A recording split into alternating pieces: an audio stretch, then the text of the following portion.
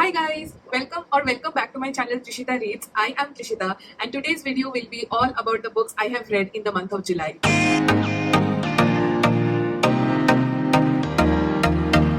July has been a whirlwind of page turners, plot twists, and literary magic. So buckle up and let's dive into all the fantastic reads that made this month unforgettable for me. There were 15 books in my TBR in the month of July, and I am so relieved to say that I have finished all of these books. There were 4 Kindle Unlimited books in this TBR, which is not present in the pile as I don't have physical copies of those books. But whenever I will be talking about those books, I will put the pictures here. July was a whirlwind of emotions. I read some very amazing books and finally found my 5-star read, which I will be talking about in the video. But I did also DNF one book.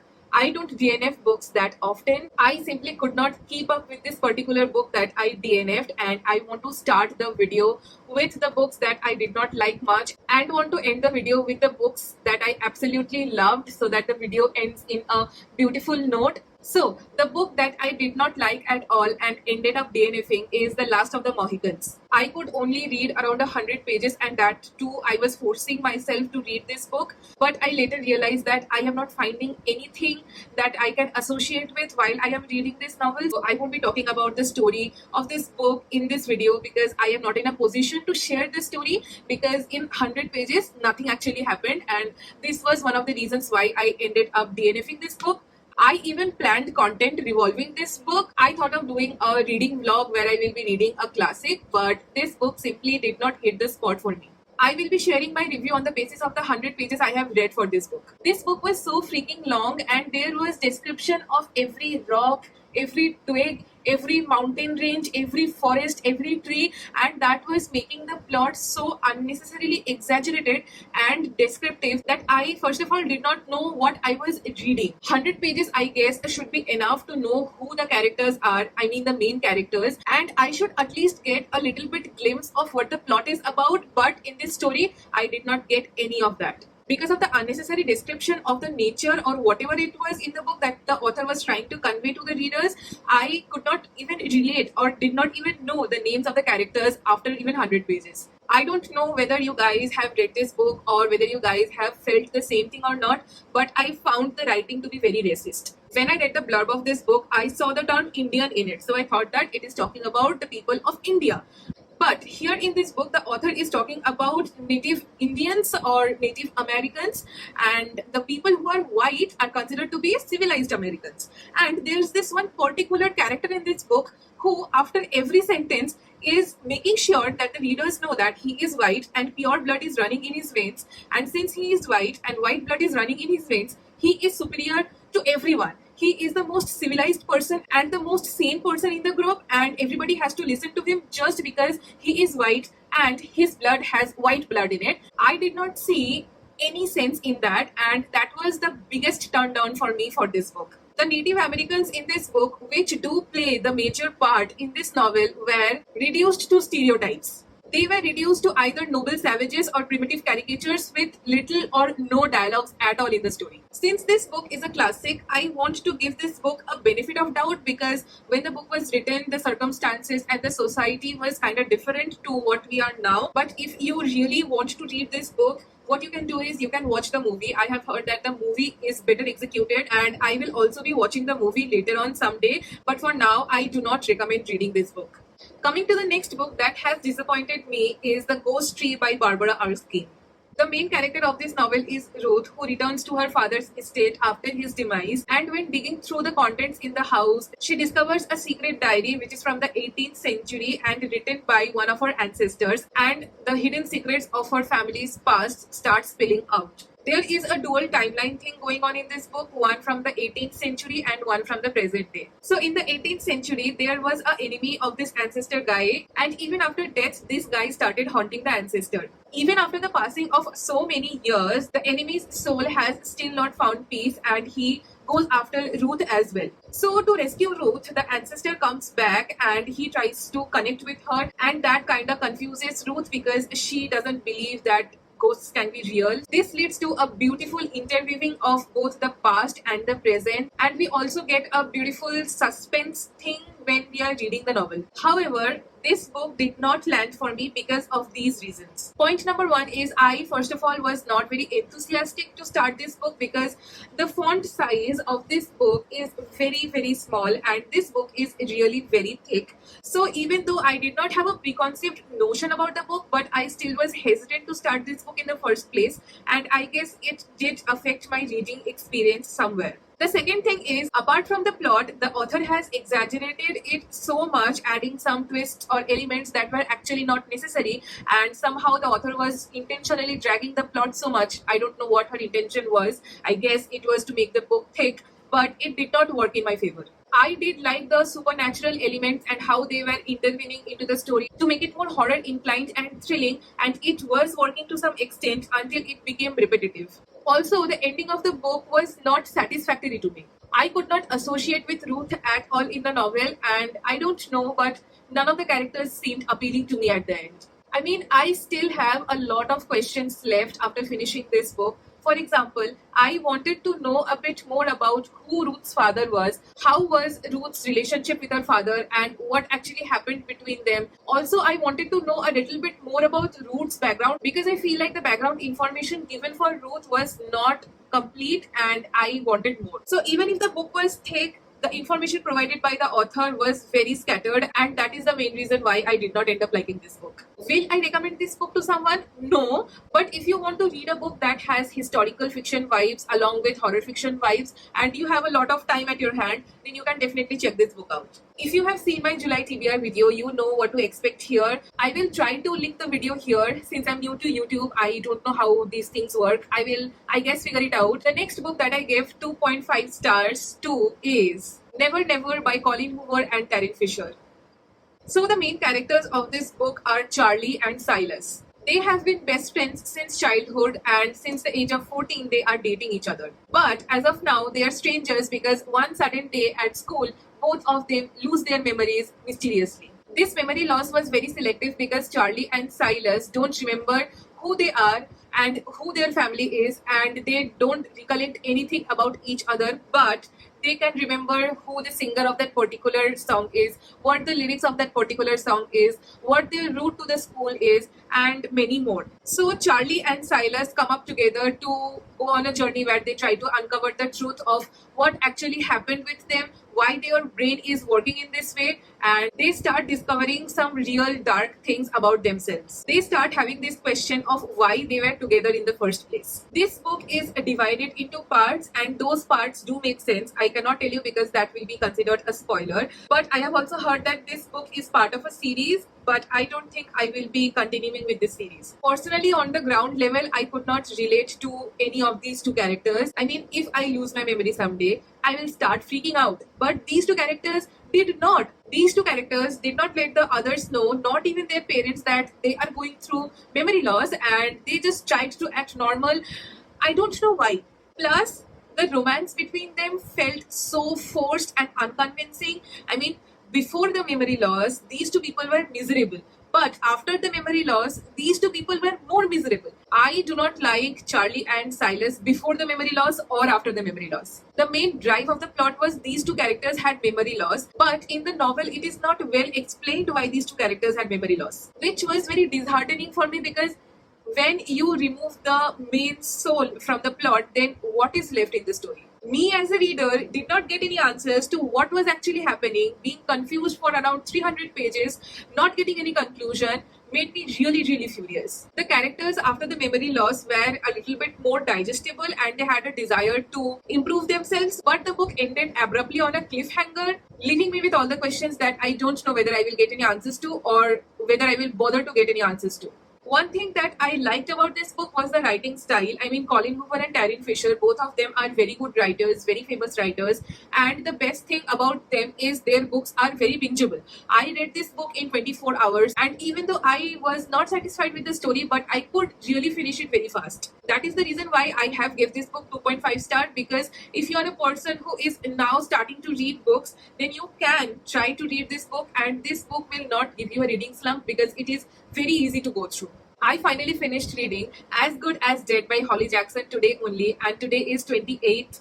So I somehow managed to squeeze this book in this month. For me, A Good Girl's Guide to Murder series was like a mountain. I mean, the first book was here, the second book was here, and the third book was here. So it was forming the shape of a mountain. I have ended up giving this book 3 stars. Since this is the third book in the trilogy, I don't want to talk about the plot of the book because I don't want to give any kind of spoilers. But one thing I must say, after you finish As Good as Dead, you won't be looking to A Good Girl's Guide to Murder series in the same way. Overall, this book was not bad, but the ending was very disappointing for me. Pip's character graph went from here to here from the first book to the last book, and I did love reading about Pip in the first book, but in this book, Pip was a miserable teenager.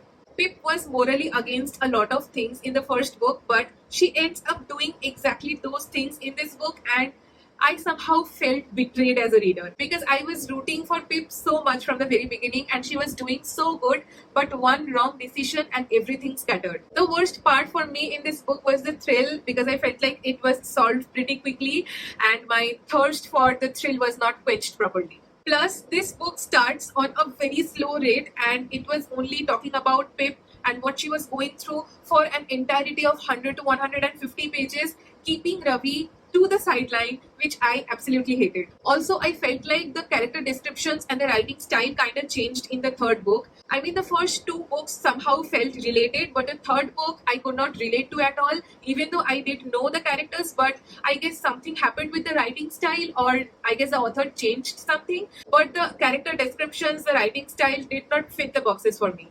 I have given this book 3 stars just because I was accustomed to the characters. I already knew who they were and the plot is, and I also want you guys to have least expectations from this book because I feel like this was the worst ending to a trilogy. I still will recommend this series to you, but I want you guys to have least expectations from this book. Expect more from the first and the second book. Here, all the bad books that I have read for the month of July ends and all the goodness starts. So the first book that I will be talking about is a boyfriend recommendation. I asked my boyfriend to recommend me a few thrillers a few months ago and I read one book from his recommendation list and the book's name is The Girl Who Was Taken. I ended up loving that book and giving it 3.5 stars. The story is about 2 high school girls, Nicole and Megan. Nicole and Megan are abducted after a beach party in the summers. Megan somehow escapes, comes back, writes a novel, becomes a celebrity, but Nicole is still missing. So Nicole's sister, who is a forensic expert, tries to contact with Megan so that she can get a conclusion of what happened to her sister. Megan and Livia join hands to try to discover what actually happened. They start searching again and flashes of memories start coming back to Megan's mind,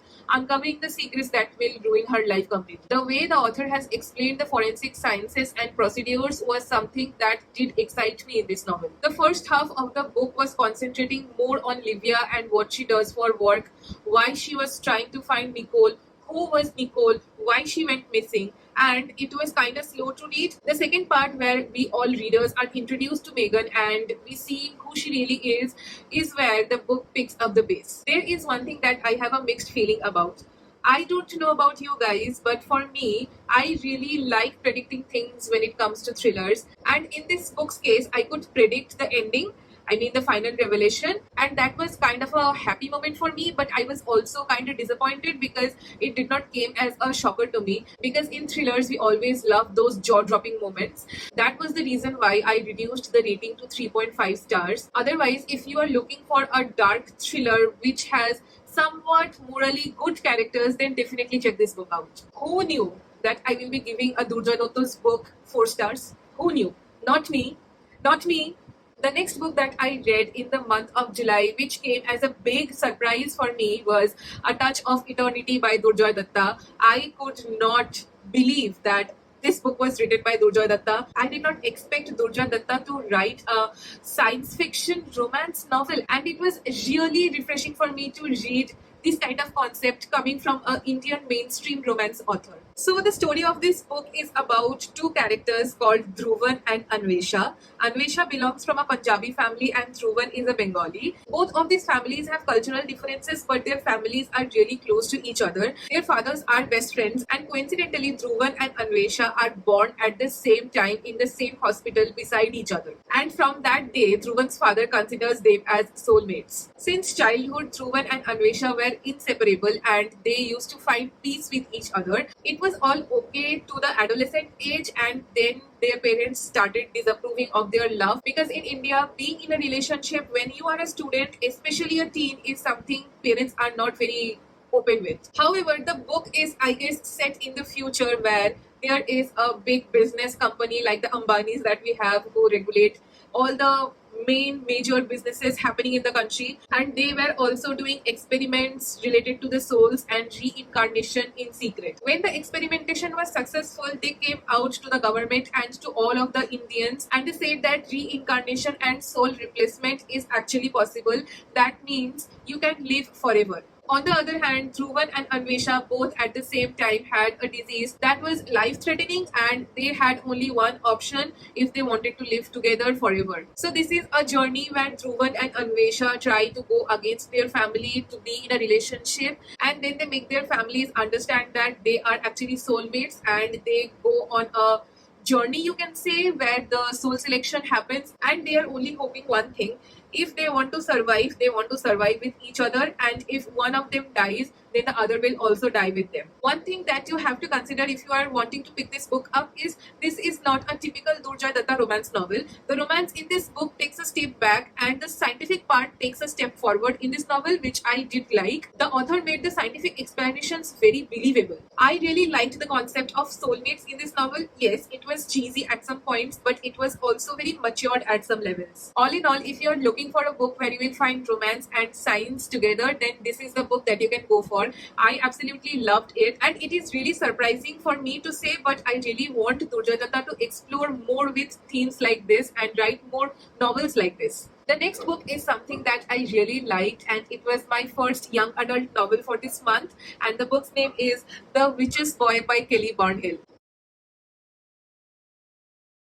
The two main characters of this book are Ned and Annie. Ned is a weak and slow boy who survives in a tragic incident where his twin brother dies. And Annie is the daughter of the villain of the story, the Bandit King. Ned's mother has a possession of some magic, and that magic is the only magic left in the earth. She is called Sister Witch in the story, and under some circumstances, she ends up saving the life of the queen. And because of that, she is called to the main kingdom, and she goes there, giving Ned a responsibility of protecting the magic. Because in this story, magic is stored in a vessel, which was a really nice concept. And on the other hand, the Bandit King gets to know that Ned's mother possesses that magic, and he tries to come and steal the magic from them. That's where these two stories interconnect. Ned and Annie, even though are from two different sides, but they have the same motive. They don't want the Bandit King to possess the magic. And this is the journey of Ned and Annie to go against the Bandit King and save the magic from his hands. This book had so many fairy tale elements like the ancient stones,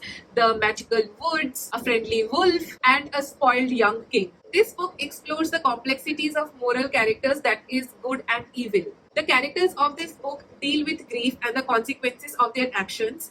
Even at some point, I also cried in this book. One thing that I really loved and I found very unique was the magic in this book. The magic in this book had its own personality, and it was really dark, which I did not see in any of the novels before, but this was the first one. Also, one thing I have to mention is I really liked the friendship of Annie and Ned in the story. However, I would have loved if I would have got a little bit glimpse of the story of the ancient stones, but it was not present in this novel. But keeping that aside, I really liked this book, and I will definitely recommend this book to everyone. The reason why I love YA novels is because of these kind of books, and I am talking about Simon versus the Homo Sapiens Agenda by Becky Albertini.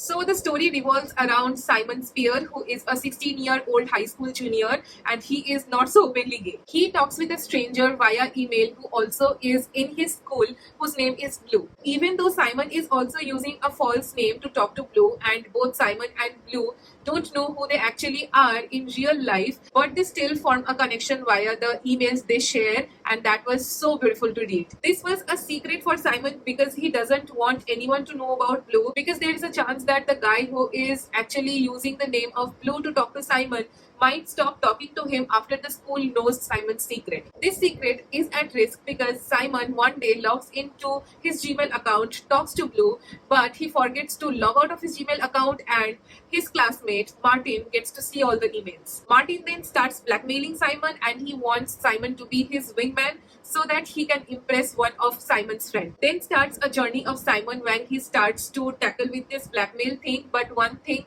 that he keeps in the back foot is his friendships, and that affects him a lot later in the story. However, this should not be considered as a spoiler, but this book has a happy ending.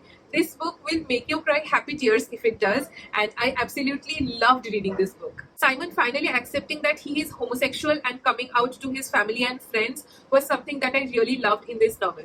Apart from that, I adored Simon's family. I also loved Blue through and through. The characters in this story are not outstanding, but I really got emotionally attached to each and every one of them. Also, one thing that I really loved about this book was how Becky Albertalli has written this book. The way she has explained the experiences of both Simon and Blue was something that made the story feel authentic and real. I have not given this book 5 stars because of only one reason. I could predict who Blue was. So if you are looking for something sweet and cute young adult romance novel, then you should definitely go and check this book out. The next book that I have read and given 4 stars to is a romance novel and a Kindle Unlimited novel, and the book's name is The Law of Attraction by Laura Carter. The 2 main characters of this book are Drew and Becky. Drew is a very ambitious lawyer working in a big law firm in Manhattan, and Becky is a patisserie chef who is working in a renowned restaurant in Manhattan. One day at a bagel shop, their paths cross during the breakfast time, and from then both of them start hating each other. Drew and Becky are 2 opposite characters, but they have only one thing in common. They don't want any kind of relationship now. Drew does not want any kind of relationship because he does not want to hamper his work, and Betty does not want any kind of relationship because of her past baggages. However, life has different plans for everyone, and they are no exceptions. I really loved the meet cute meeting at bagel shop during the breakfast time and the beautiful banters that happened in the novel between these 2 characters. The best thing that I really loved in this book was the personal growth of both the characters. The character arc in this novel was something that took me by surprise. The trope of this book is opposite attracts, and the main theme of this book is love and trust. For me, the characters in this book were very mature, but there were also silly banters, so there was a beautiful mixture and a great balance throughout this whole novel. The climatic confrontation was something that was really unexpected, and I loved every single bit of it. This book definitely made me look beyond the surface and embrace vulnerability. If you are looking for a quick, charming romance read that has mature characters, then please go and read this book. I highly recommend it. The next book that I gave 4 stars again to is The Black Orphan by S. Hussain Zadi. This book is a classic example of all the moral dilemmas that people who work in the law enforcement face. The main character of this book is DIG Ajay Rajwardhan, and he works in NIA. He meets his love interest Asia during a court trial where Asia was defending a woman who was arrested by NIA, accusing her of terrorism, and Ajay was present there as a witness. Instantly, they have a spark going on, and Ajay starts falling for her pretty hard. On the other hand, there is a serial killer on the loose who is killing all the famous nuclear scientists one by one, and Ajay is assigned by NIA to help the Maharashtrian police to solve this case. So along with Commissioner Neeraj Kumar and Deputy Commissioner Sagar Pratap, Ajay goes on a journey where he tries to find what is actually happening, why this killer is killing all these scientists, and is there any kind of national terror attack that is happening in the undercurrents in the city of Mumbai. And in that process, he discovers something about Asia that completely changes his life. First of all, I read this book in a single setting, and I absolutely loved this book through and through. One thing that I did not like in this book was how fast Ajay and Asia's relationship was progressing. I mean, it felt a little rushed, but otherwise I have no complaints. The exploration of real-world issues like women terrorist groups added a bit of authenticity to the story, but also I was terrified while I was reading this book. The writing style of this book was very simple and straightforward, and that was the main reason why I was hooked to the story from the very beginning. The climax of this book was predictable, but since this was a fast-paced action thriller, I have no complaints. This book touches upon some very sensitive topics like justice, terrorism, security, human rights, and corruption, which makes this book a thought-provoking read. I will definitely recommend this book, and if you are looking for a good Indian action thriller, then definitely check this book out. The next book that I gave 4 stars to is When the Moon Hatched by Sarah A. Parker. This novel is an adult fantasy, and in this novel, dragons become moons and they fall back on Earth. The two main characters of this book are Rave and Khan. Rave is a part of rebellion and Khan is a king who is in search of a moon shard, and their journeys intertwine. The setting of this book is very vibrant with mythical creatures and unique magic. Rave is captured in the motive to become a political pawn, and when Khan sees her, he sees that she is very familiar. She is the love of his life who was taken away and killed, but here she was in front of him, all alive, and he decides to save her. This quest leads him to some really shocking discoveries. One thing that I really liked about this book were the high stakes that were involved and the romance amidst all the chaos that was happening. This book has everything from love to loyalty to betrayal and to revenge. Even though I did find it a little bit difficult to get into the fantasy world, which I guess happens with every other adult fantasy, but apart from that, I have no complaints in this book. The vivid imagery of all the characters, the creatures, the environment, and the description of all the magical forests and the setting of this story was something that I really liked in this book. So if you are a person who loves dragons, mythical creatures, and loves themes like loyalty, revenge, love, betrayal, and an adult fantasy, then please go and check this book out. I highly recommend it. The next book that I have read and loved is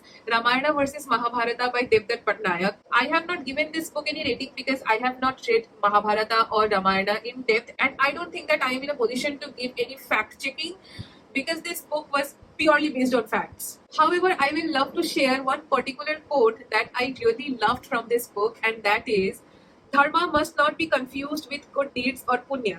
Every action, good or bad, has consequences, good and bad. This is karma. And so, even an act of dharma done to protect the body and the family and to not indulge the ego has consequences, which are not always desirable. I have annotated this book like a crazy person because every word in this story held some information. Even though in the title it is said Ramayana versus Mahabharata, but the author has explained about the similarities between Ramayana and Mahabharata throughout the whole story. One thing that I can absolutely be sure about is you need to read this book multiple times to absorb everything that has been told by the author. And if you are a person who loves Hindu mythology, then please check this book out. You won't be disappointed. I read this book in 2 hours, and this book became my absolute favorite for the month of July. Definitely, I have given this book 5 stars, and the book's name is A Long Walk to Water by Linda Sue Park. Hello everyone, it is the future me. I was editing the video now. It is almost midnight and I am almost done with editing the video, but then I realized that I have completely skipped talking about one book in the video. So please forgive me for the inconvenience. The book that I am talking about is A Caller's Game by J.D. Barker. The main character of this book is Jordan Briggs, who is a controversial radio talk show host known for her ruthless behavior and selfish nature. Her talk show is pretty famous and Jordan Briggs is pretty successful in her career, but her personal life is in shambles. Her marriage is in ruins. She has not been in contact with her mother for 15 long years, and the only ray of sunshine in her life is her daughter Charlotte. On a normal day during her work, she gets a subdued call from a mysterious man called Barney, and he demands to play a game with her. Even when the producer goes against this, Jordan is someone who does not listen to anyone else and does whatever she likes, so she agrees to play the game, thinking that this will be a fun engagement tactic. But this game turns deadly super soon, and Jordan is confronted to her dark past. This book has every element to make it an action thriller. Let it be explosions, shootings, and non-stop danger. I can imagine this book turned into a movie and becoming an absolute blockbuster because the story is capable enough to attract audience instantly. However, the main hero of this book is not Jordan. It's Detective Cole, my favorite character from this novel. Detective Cole is a really good person through and through. In many situations in the story, Detective Cole subsided his life so that he can save the lives of all the other people, and that was really inspiring to read. I got to read such beautiful character arc in this book, and there were strong emotions both from protagonist and antagonist. And the best part is, by the end of the book, you will actually sympathize with the antagonist. And the way he plotted the whole revenge was the best element of this book. However, I did find the book to be pretty long, especially the second part, which I felt was dragged a bit. Apart from that, I really loved the connection between Jordan and Charlotte, and it was very comforting to read about this beautiful mother daughter relationship. Also, this book makes you think what is wrong and what is right, and why it is wrong and why it is right. Also, the thing that you are considering to be wrong, is it really wrong, or is it wrong from your perspective and right from someone else's perspective? So if you are someone who loves action, explosions, revenge in a thriller, then definitely check this book out. I definitely recommend this book. This book is very thin, but the story in this book was so impactful and so heartbreaking, plus so motivational, that I absolutely fell in love with the characters of this book. There are alternate POVs in the story. The first POV is from Salva's perspective, and the second POV is from Naya's perspective. Even though Naya's perspective is fictional, but Salva's story is absolutely real. You can go and check on the internet and you will see the picture of a beautiful human being who is so very inspirational and so very determined that I was simply blown away. This story is set around the second Sudanese civil war and the ongoing water crisis. The main themes of this book are resilience, survival, hope, and the importance of clean water. Is it not enough to convince you to read this book? The story starts when Salva one day goes to school and suddenly bombing starts, and he, along with a few villagers, have to flee from their village, leaving his family. And mind you, this boy is only 11 years old, and they walk barefoot through the desert, having no or least amount of food, low and least amount of water, and even though they are getting water, they are getting muddy, impure water to survive.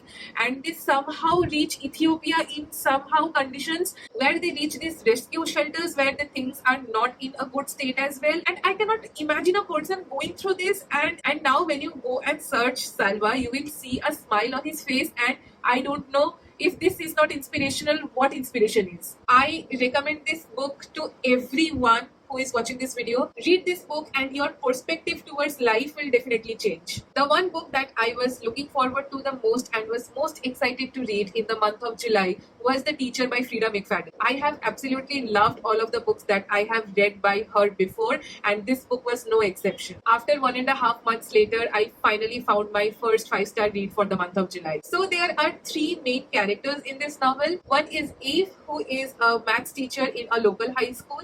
Her husband Nate, who is an English teacher in that same local high school, and Addie, who is their student in that same local high school. Nate is that hotshot teacher that every girl has a crush on in school, and everybody wonders why Nate chose Eve as his wife, because Eve is a mediocre looking cutthroat and brutal maths teacher, which not many people like. On the other hand, a rumor around Addie is going on, and that rumor had destroyed the life of the previous maths teacher, whom Evie considered to be her mentor in school. So it is rumored that Addie was in a physical relationship with this maths teacher who was very older than her, almost her father's age, but according to Addie, this teacher has never put a finger on her. But as we all know, high school is very brutal, and Addie has to go through a lot. She is being bullied, being cornered by each and every student out there in the class, and Nate, who is her English teacher, comes to her rescue. Addie has always been very bad at mathematics, but her main motive in life was to become a poet, and that is the reason why she started enjoying Nate's classes. But the twist is, all of the characters in this book are morally not grey, dark. Each and every single character that you will read in this book who comes for even 5 minutes has done something in their past or is doing something in the present that is so questionable that you will start questioning your morals instead. This book was chilling, gripping, and intense throughout. I tried to guess the final revelation, but oh boy, I was so wrong. The final revelation of this book had my jaw dropped to the floor. One thing that I would like to give a trigger warning about in this book is that this book has child taming and manipulation. This book is definitely very dark, and it is not for weak-hearted people. This book was again recommended by my boyfriend, and I don't know how he does this. How he knows that I will end up liking his recommendations is something that baffles me, but I am really enjoying this recommendation list, so I will definitely ask him to recommend me more books in the future. If you are looking for a book with morally very dark characters and a book that will keep you on the edge of your seat, then definitely check this book out. This book is free on Kindle Unlimited. I highly recommend this book. So that was it, guys. I finished reading all of these books. One was a DNF, and I did found 2 5-star reads in this month. Whether you are into mysteries, fantasies, or a slice of real life, I guess this whole stack has something for each and everyone who is watching this video. Don't forget to like this video and comment down below your favorite reads from the month of July. Also, please go and subscribe to my channel if you liked watching this video. Until next time, keep turning those pages and I will see you in the next video. Bye bye.